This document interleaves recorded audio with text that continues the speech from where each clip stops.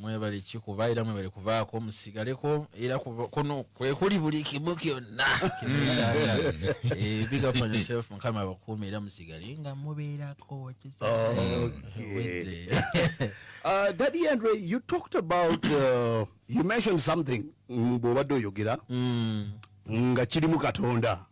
You get so awo nemba nga mpalirizi w'okubuuza waliwo engambo ezibadde zitambula nga baga nti you might become a pastor soon or even then you're already a pastor son. How for true? Era just babuweereza era muweereza as long as oyina emyoyo gy'obba n'ogitwala ewa Katonda Yesu obeera muweereza wonna oli omuyimbi yenna abanga asobola okuba ng'alina obwakabaka Katonda bwamu asobola okukozesa era n'abuulira kyonna abantu ne bakikirizaamu ng'era basinzira ku Yesu Kristo era ne babeera nga bamufuna kuba ettuufu era of course n'obulamu butaggwaawo. So should we see a church? Church yo by the way nze kubyenjagala okuzimbira church kweri.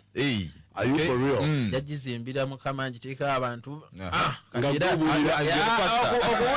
wemba ndi wa vibe mani na vibe nga Mukama avadde message njamuyitangayo naye ng'ejja kuba yabamoganize akaba Exodus Benediction bajja kikuba okusooka oba baluddewo kikola bakopi blind. Bakopi blind. I need to be a treasurer in that one. Church. Anyway, Dady Andre, now that omanyi there is a lot going on and most times omuntu bwoba omanyi bwe kitava mu kamwako some people always take it as rumor. Naye twagala okusooka okuyozaayoza ssebo. Twagala okusooka okuyozaayoza olw'okuba oli mu kintu olw'emikolo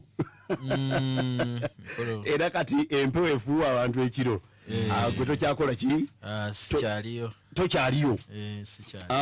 Ekisooka mbadde njagala nga tetunagenda wala nnyo nkubuuze kiwulikika kitya growing and becoming who you are today okuba nti essaawa zino nali e Nairobi nali ntambula eyo somewhere nensanga nga ku list ya play abantu gye music gwe bakuba yeggwe Munnayuganda yekka eyaliko and I'm like okay that brings me to that question nti kiba kitya okuba nti ovudde wansi ng'ojja through those ranks and today you are celebrated. I think ekisooka Katonda of course kasita omuteekako omukono n'omwesigamako naye ng'agamba waaye kafuba kaakano tulano mwana wange. You're right. Then ekyokubiri lwakuba wali ekigambo abantu kye bakozesa nti balowooza oba kibi okubafala okubafala nga buli kimu kiryoke gy'oli like oweereza respect buli omu because tomanya who is who of course ekyo kinkumye nnyo up to now like I still respect anyone yenna gwe mansanze n'ekirala okubeera patient mu buli kimu kye mba nkola n'okukola research okwagaliza bannange okwatagana ne bannange okubeebuuzaako ne babaako be bannyamba kugabana then okusigala n'emikwano gyo so nakyera kikupushinga so balina okuba nga bakwagaliza of course oli akufunirayo deal unagamba you know what nakulabye oli muntu mulungi ate Katonda alina yakuwa ekirabo nice kufunyeyo mu buzibu manyi ekintu ekiri real era Katonda abeerawo era buli so bitambula byokka. Okay, yes, I understand. Tugenda kuba tuwummulako olw'ensonga twayingiddemuko ng'obudde budduseemuko but still above all omuwulirizi ono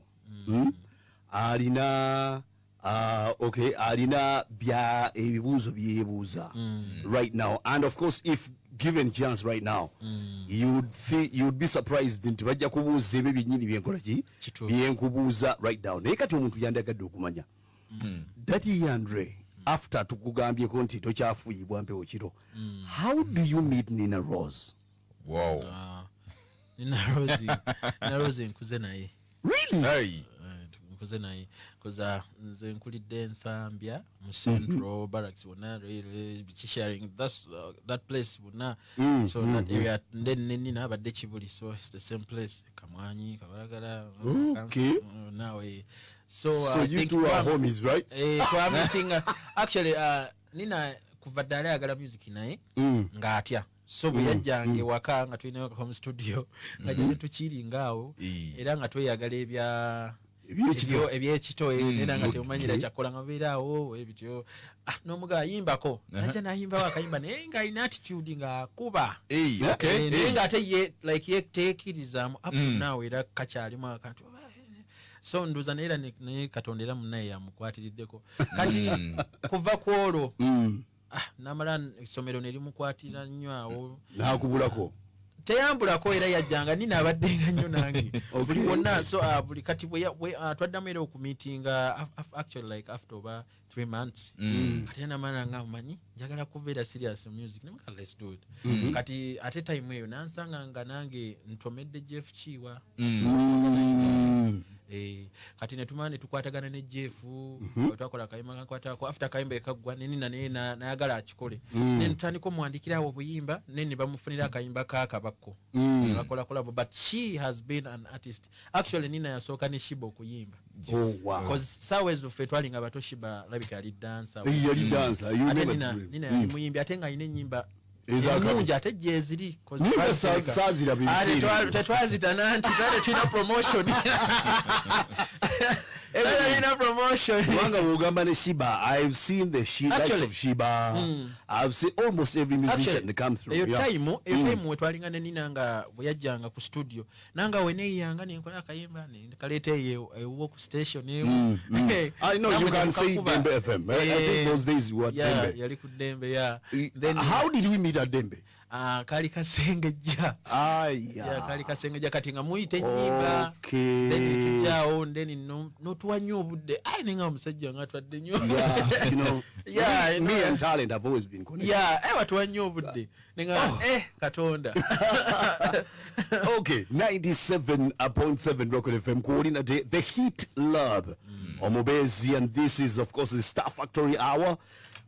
Tuline Isaac Omubezi Mike najimubyeko da of course okuba tuline omubi Dady Andre.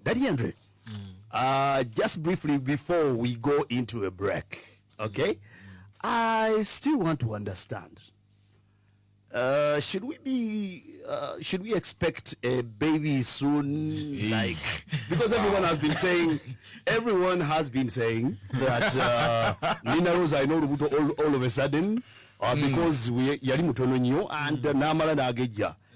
Should we be, is it a baby or Nina alabika alina olubuto n'omugongo byonna.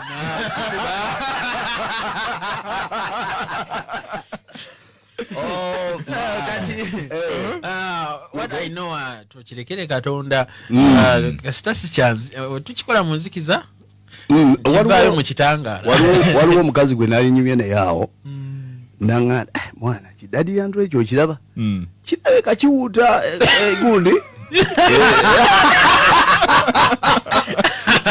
mbuwe kigwa ku kigere nga kiri mu bakuli kira engeri gye kiwuuta nga Dady Andre, are you good at that as well?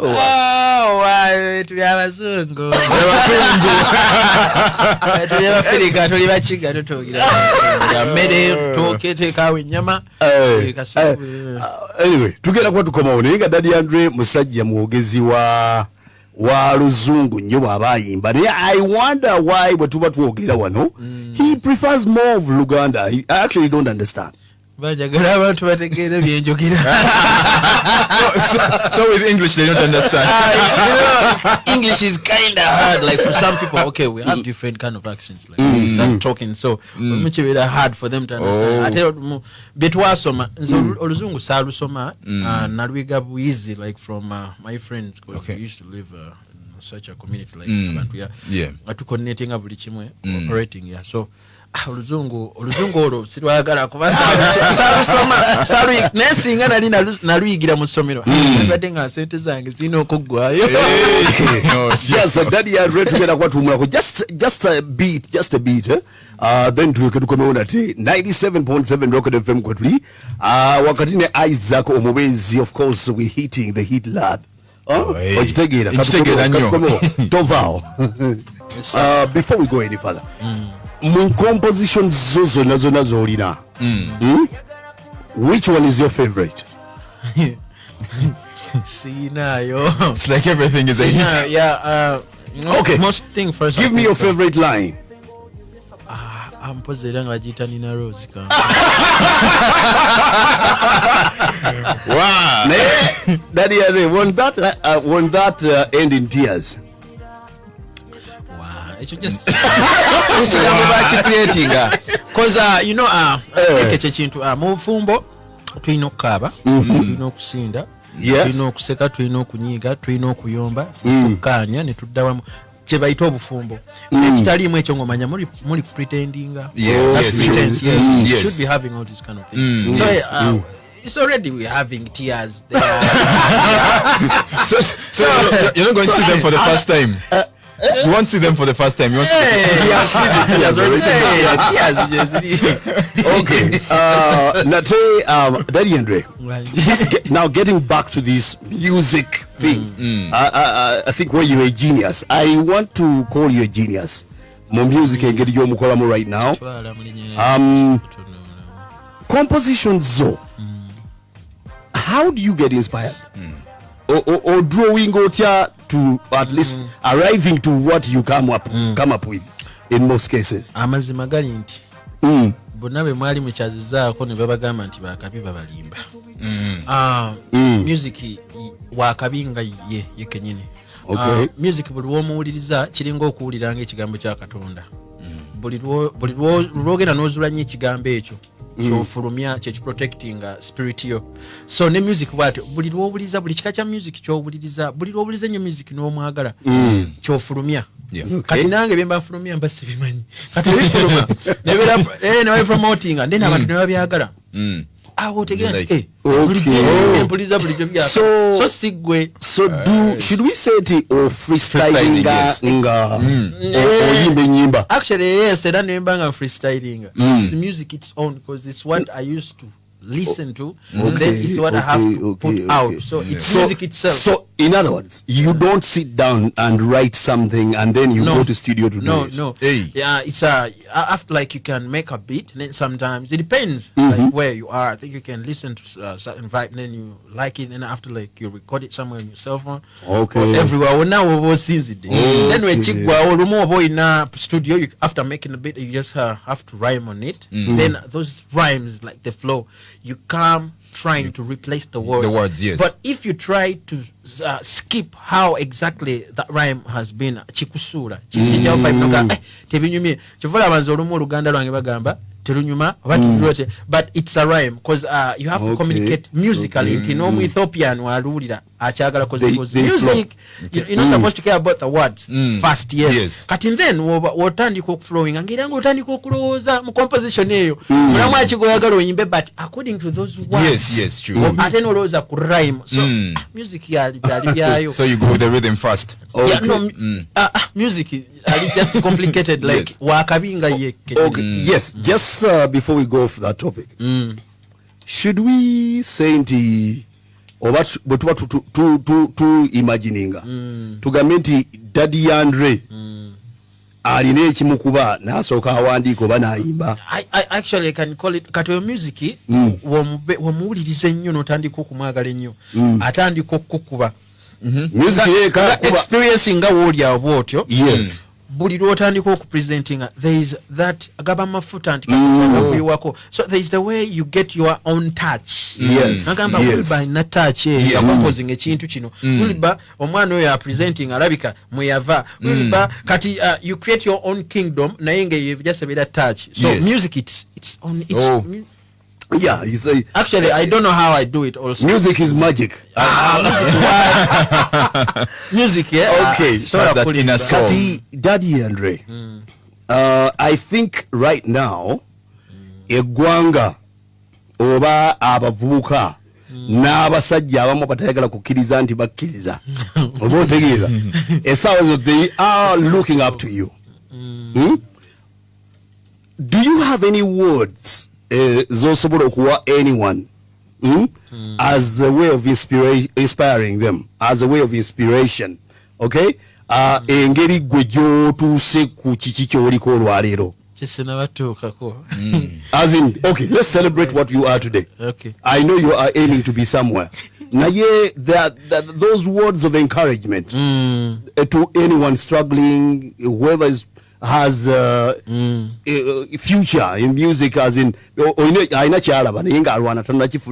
they've gone through thick and thin, you know, and they haven't made it. How did you, as in, Dady Andre, nzompadde ka story doga nti kasengejje biki omwana ono omulala awuliriza era akwegomba bigambo ki byinza omugamba ebimuzaamu amaanyi? Ekisookera ddala spiritual realm yesinga obukulu. Omala okumanya spiritual realm yo Katonda wa waayagala otuule obeere kyekisinga amakulu kuba Katonda yatuwa amafuta. Taga amafuta abamu tugonoona ne tunywa enjaga ne tunywa omwenge tukola ekyo kitegeera kati aga amafuta ne tugonoonera eyo obudde ne bugenda oluusi n'ofa nga tugakozesezza. Kati kyekyo spiritual realm okusingira ddala twesigamye nnyo ku Katonda nnyo. Yesu ayamba nnyo era naawe omusiraamu of course omanyi engeri gye mukolamu ebya Allah of course byomanyi n'enzikiriza ye.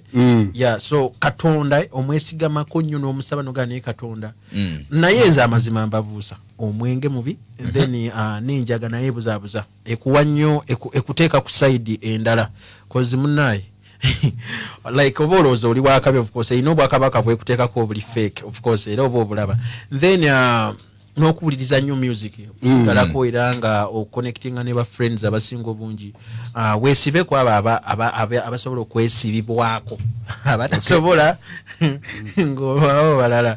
So I think yes, on that very line you mean kubanga ebigambo by'obadde oyogera birina engeri gye bikwatagana ne story gye nali nsomyeko somewhere.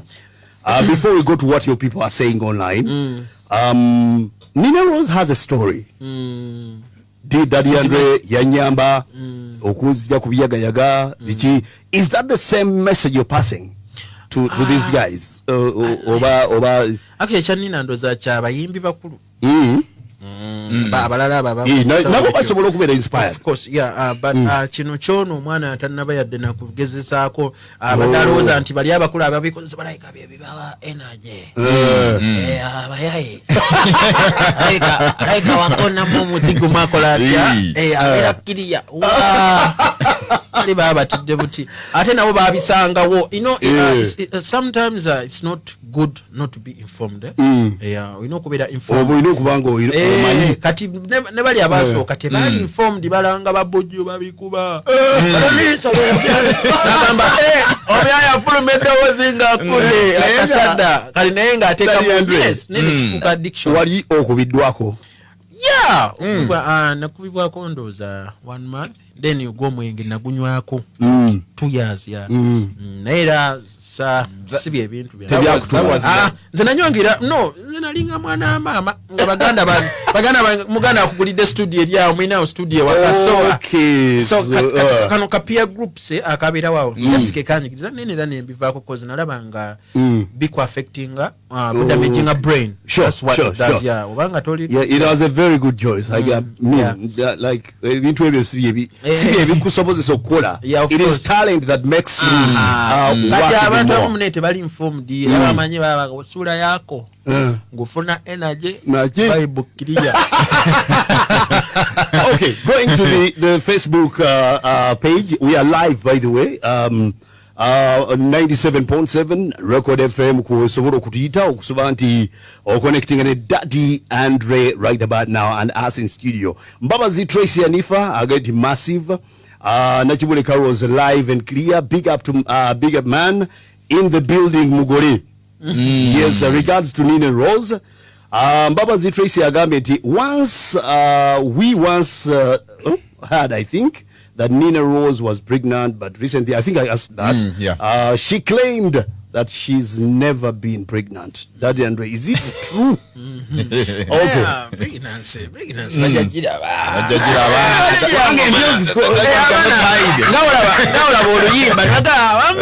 okola engoma ngayawo gikoma ngiriko trademark za kituufu azikola kati trademark mugirinde ejja fuluma mulyoka nga ya kituufu waliwo Joab says thanks for the show. I'm here listening in from Deje Bombo. Yes. Nikibwai UG live and clear from Kachiri. I last be with you. I think he was last. He has been with you, I think, somewhere in the show in West Nile, in Pakwachi. I don't know whether you remember last year. Wama, how do you feel when you visit West Nile? The reason why I ask that, I ask when some other artists nga bagenze up country bazalawo abantu. So I think what he says, how did you feel when you went there?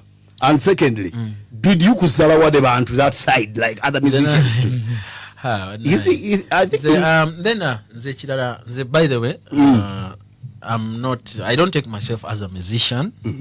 I don't take myself as a producer. I don't take myself as a writer. Okay. Nze ndi freestyler. Only freestyler. Because amafuta mukama waba akuteeseko gifts muziraba amazimana woziraba you have to respect him kati byoto ina biraba so what you have to do, you just have to wait for where he's taking you. Okay. So you be there. Yeah, I can be there. Clay. Actually, I met one of the presenters there. That guy is called Professor. Where yeah, in Pakwachi. Guy nene tunyumya magaga. I've been looking for this man. Now it's you. By the way, just talking about the north and things like that. Where do you hail from? Nga or Egwanga? Me am Samia. From Samia is Busia. That a chingana. Jaja wankuva kabalo uyo mukyala. Ebintu ebirungo kyekyo. Yamakikira balwaki okolekitinga ne Nina Rose. Because Kabale and the other border connect a lot. Chechimu kati bagamba ndime emisayi jeri. Kati oyogera otyo Oluganda oluyitiridde ate kiyinza n'okubanga n'Olusamya tolumanyi. Olusamya ndumanyi gwe nfunirayo ayogera tuwogere. Sijja kuwa mwalo omugwe mmanyi Olusamya oli otye ndiyo bwana bola sina manyiro Olusamya okola sina obusumane oyogedde ku Lusamya waliwo omwami wanayiza okugira wano omusamya. Okay. No Musamya. He knows the language. Oyo Ronnie omubwada. I think you know each other, right? With Ronnie. Musajja alimu nnyo ekyakyera naye. Irene Namugenyagade, hello DJ Wilbur and my one and only Mr. Hitlab Isaac Mubezi. Kati nagikututteko dda. Yenze Mrs. Hitlab Mubezi nsaba Dady Andre bakuumagane ne Nina Rose. Tubasomeko mu byafaayo. Blessings. Blessings. Ndaba kuyingiza mu Isaac. Akayimba kabani voltage. Anyway, tugenda kuddamu tumulemuko Dady Andre. Naye onsanyusizza kintu kimu nti oli kyo muntu kyakulaba kyakulowooleza nga tondaba kujja kumusemberera is not what exactly you are. Okitegeera, how do you manage that? Nze just kyenemanyiko ndi fala. Oli fala? Eno ng'abayaye bwe batwala. Gebazima ndi fala kubadde. Okay, Dady Andre is in studio right here. Mumumanyi bulungi nnyo omusajja nandagadde omubuuza ku kintu kya height. Obuwanvu bwa Nina Rose naye. Nina musinga obuwanvu. Leka naawe. Nkutidde. Kyogamba osi. Mwenina mumulaba ayambadde. Kakondo. Nina musinga obuwanvu. Are you for real? Nkutidde. Ubanga nalaba Nina Rose nga ali ne Chris Martin. Obaali batambula wano yajja. I was like, what? This babe. Anenda ate by the way, omukazi wabwa omuwanve, abanga omuwanve ennyo. Okay. Ne wafuna amusingako.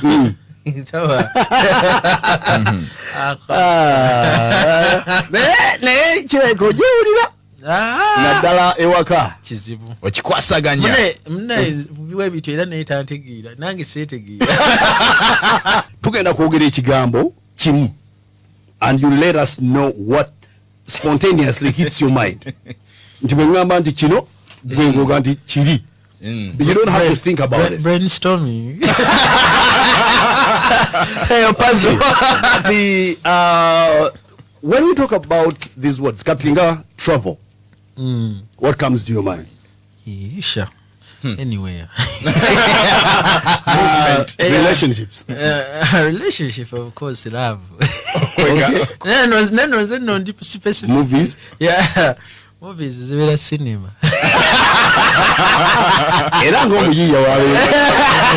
Music. I think I love the whole styles of music. I do. Okay. Art. Art, of course. Music still, because art is in all music. Yeah. News. News. Any news is news. Bad or good, I'm okay with it. Dady Andre yafunisa gundi. Yeah, it's okay. Yeah. Any news and for me, the chiba chinkolera, because you know, ila basoma journalism, bichi abali awo ndina roza mbuna nkuba. Fabamu kati tukuzikira baba America tumanyi omugaso gwabyo. Nga Andre wanji yakoze ngoni nga toyina proof nze chinkolera. Yeah, I know what is all about. So any news is news. Vacation. Vacation ira mbera na mchala. Online. Online? I WhatsApp with my wife. Okay. Kata, choose any of these two. You're going to choose any of these two. Range Rover or BMW? Any of those two. Me, I'm not a fan of cars. Cars, yeah. You can't cars, choose Range Rover. Flights. I think I'll choose Jesus Christ. Money or fame? Instead, yeah.